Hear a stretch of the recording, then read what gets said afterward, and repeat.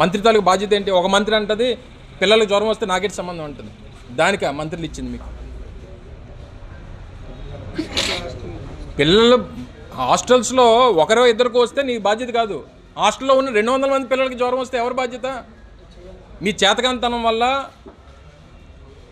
మీ తాలూకా negligence వల్ల గిరిజన పిల్లలంటే మాకు అసలు మనుషులతో సమానం కాదు, వాళ్ళ పశువుల కన్నా హీనం అనేటువంటి అభిప్రాయంతో ఉన్నటువంటి ప్రభుత్వానికి అంతకంట గొప్పగా మాట్లాడతారు అనుకోవడం మన అమాయకత్వం.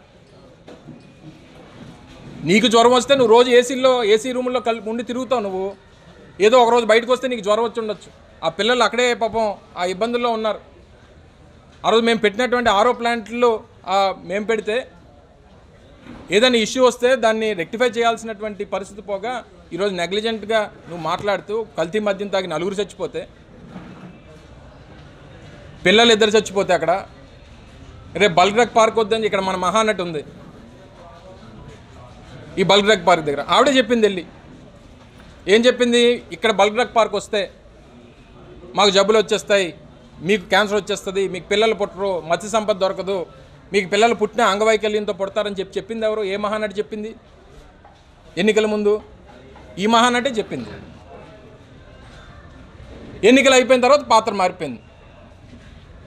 ఎన్నికలు అయిపోయిన తర్వాత మీకు ఇప్పుడు మళ్ళీ ఇప్పుడు పిల్లలు పుడతారా? బాగా ఇప్పుడు క్యాన్సర్ రాకుండా మానేస్తాయా?